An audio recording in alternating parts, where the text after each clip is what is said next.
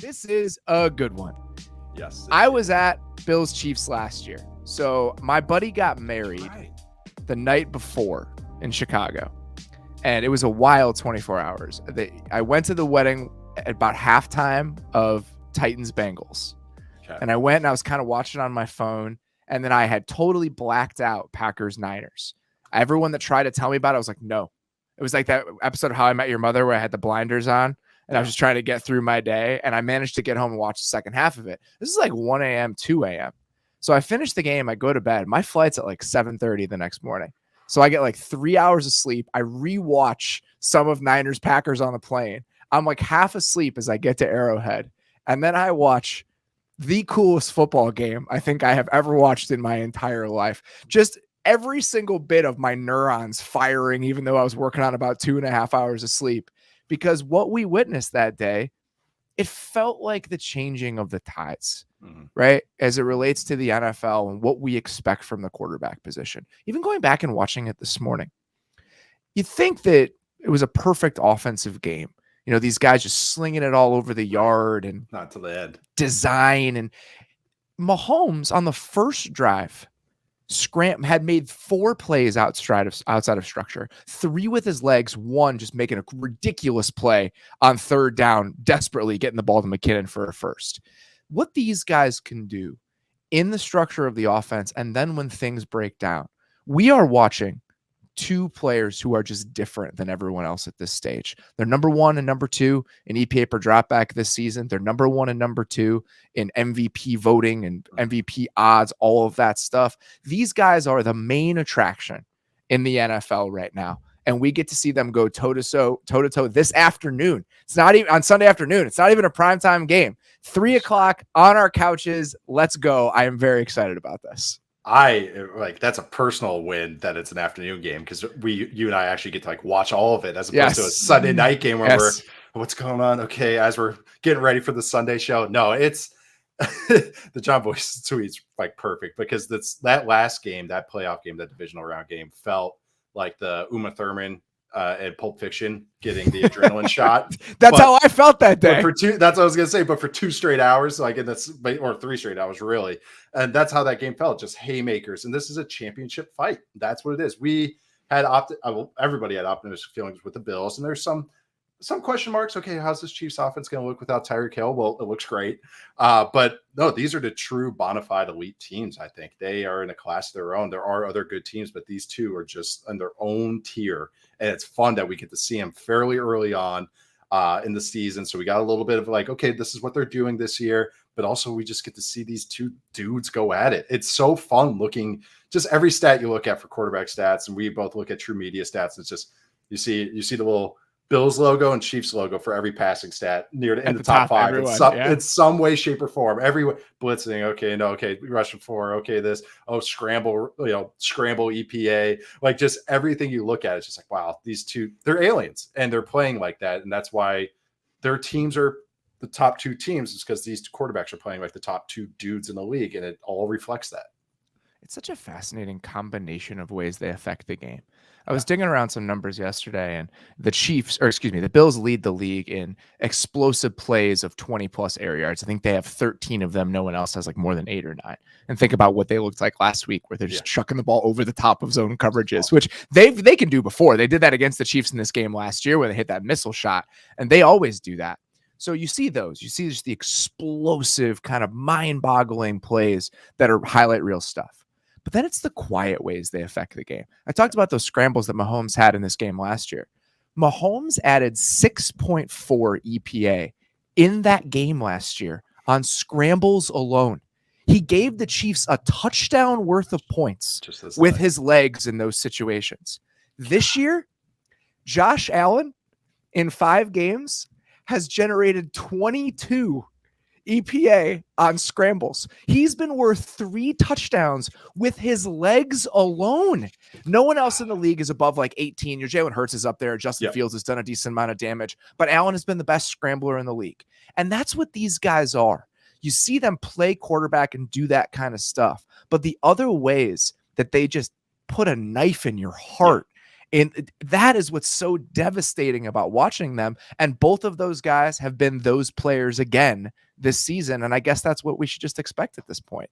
Right. And they both have incredible arm talent, but it's been cool, especially in the second half of last year and throughout the first chunk of this year, with Josh Allen attacking underneath and learning, I can win this way too. And that's where his arm talent really comes in, because he gets the ball out so quick, so accurately, and it has so much gas on it that it just gets defenders don't even know what hit him. And all of a sudden the receiver has the ball and they're like, what the hell? I'm just dropping back to my spot in this coverage. And the guy already has the ball in front of me. No, that's 5 yards down the field. That's 8 yards down the field.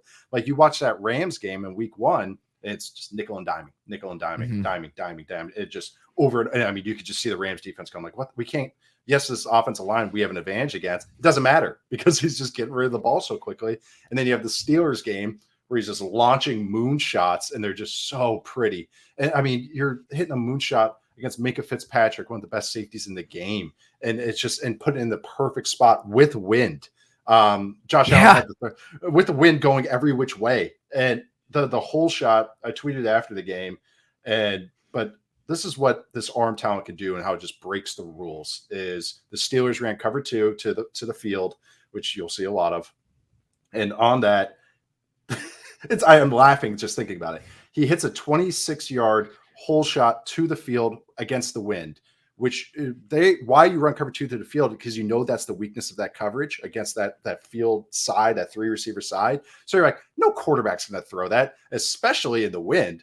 And he just does it casually, flat-footed with a guy in That's his what lap. I'm saying. He had to move to that throw really quickly. It's not like he stepped into it. He got it off in like half a second.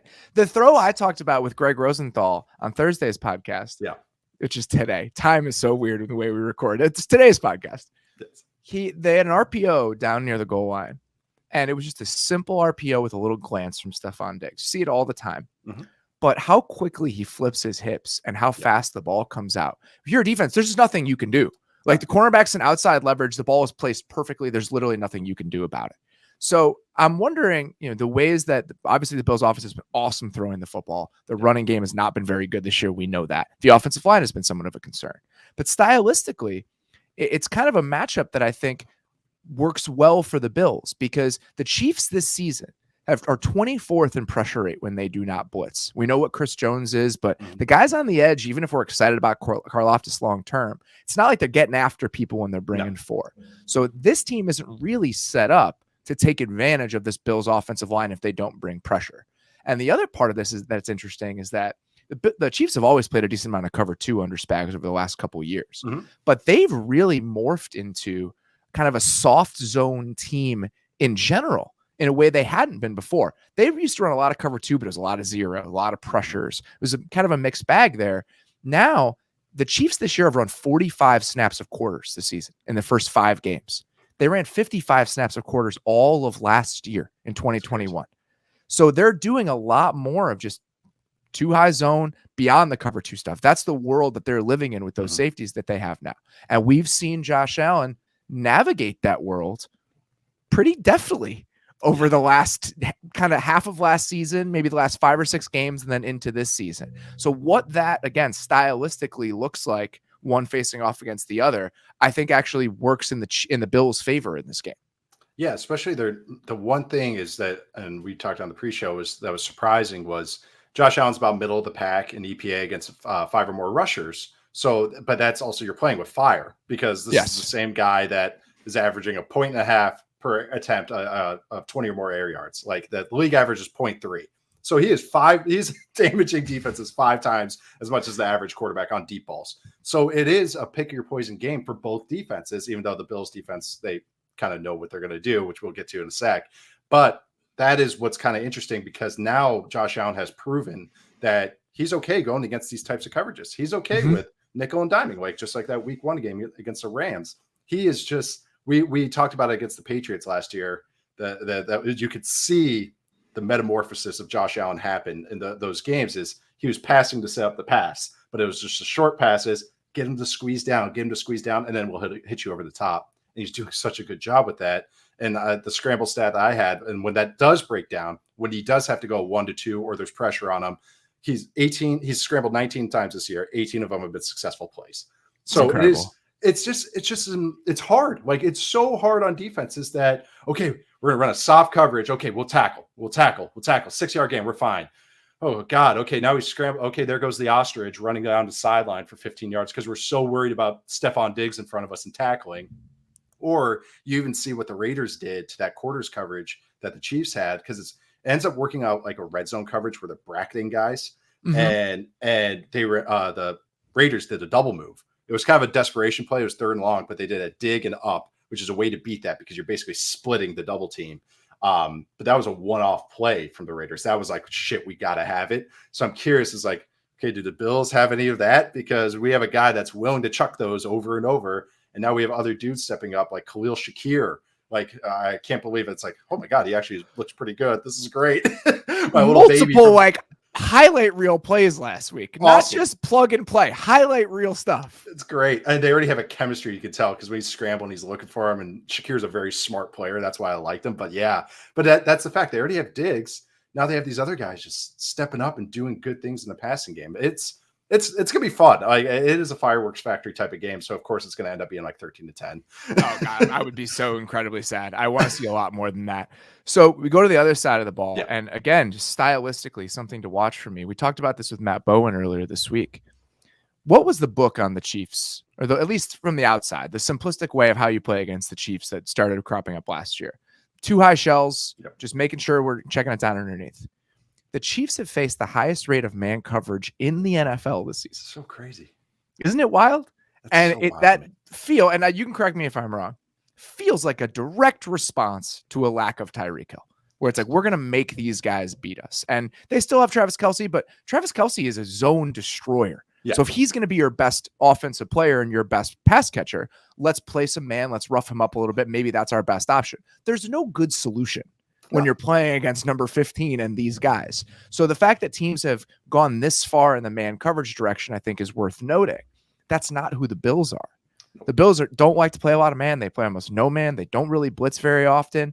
So the Bills are going to roll out a blueprint that is what teams were doing against the Chiefs last year, most likely, even though this year teams have been going a different direction against Kansas City, even if it hasn't necessarily been working.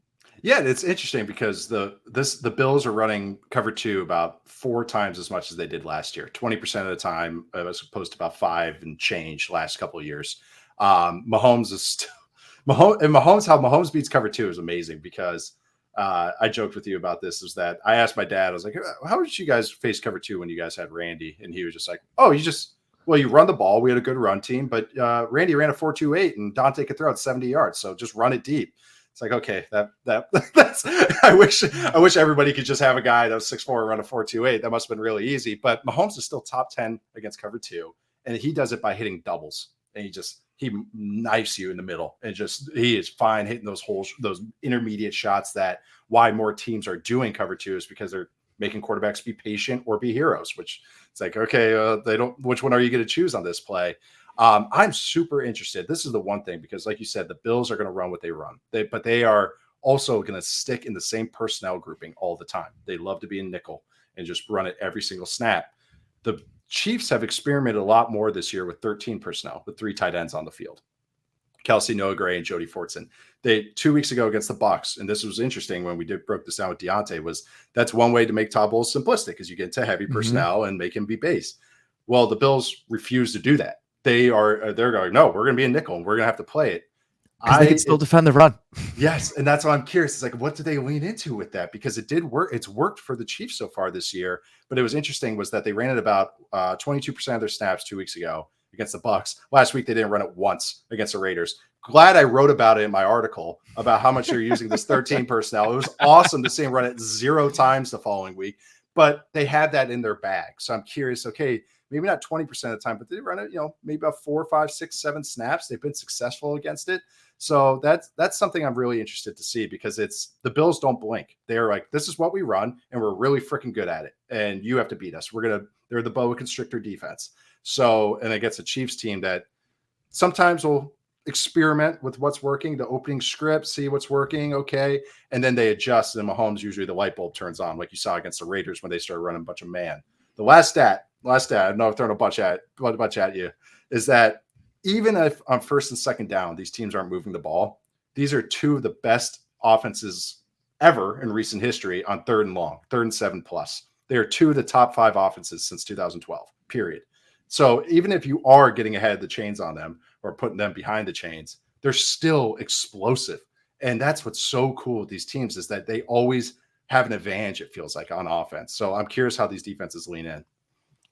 Excited to see some of the Bills defensive players back this week, potentially. Jordan Poyer, Tremaine Edmonds, Christian Benford, all practicing. Kyrie Elam limited. Sounds like he might be able to go. I want to see these teams as close to full strength as possible. Yes. And I think the other thing to mention, if we're trying to figure out, all right, what's different between when these teams played in the divisional round last year and what this looks like right now. Tyreek Hill is a huge one.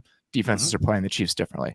The other side of this is that the Bills' pass rush is different now than it was at this time last year, right? I mean, what you're getting from Von Miller, what you're getting from Rousseau, every single guy on that front seems to have gotten better.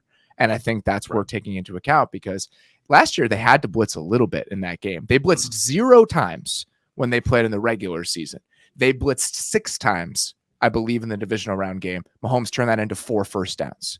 So now if they don't have to blitz anymore because they feel good about what their front looks like, how does that change the complexion of the game a little bit? I was looking this up while you were talking, by the way. So the teams are playing much more man against the Chiefs. That Mahomes leads the league by far. His 87 man dropbacks. No one else has more than 68. He's 3rd in EPA per dropback against man coverage this year. It just doesn't matter what you do. It doesn't matter. It just doesn't matter what you do. It's like, what kind of punch do you want to eat? That's what it is. But that's interesting what you brought up, the Von Miller point. Of course, that's how they like to do the rotating the defense. I've noticed Von Miller. You should give me credit for that. No, but it changes. It really takes away. And we saw what happened in Monday night game against the Raiders because Max Crosby is playing phenomenal. He's such a good player. Is that they had to start chip helping. And that changes what the Chiefs want to do. They want all 5 guys out. They always do.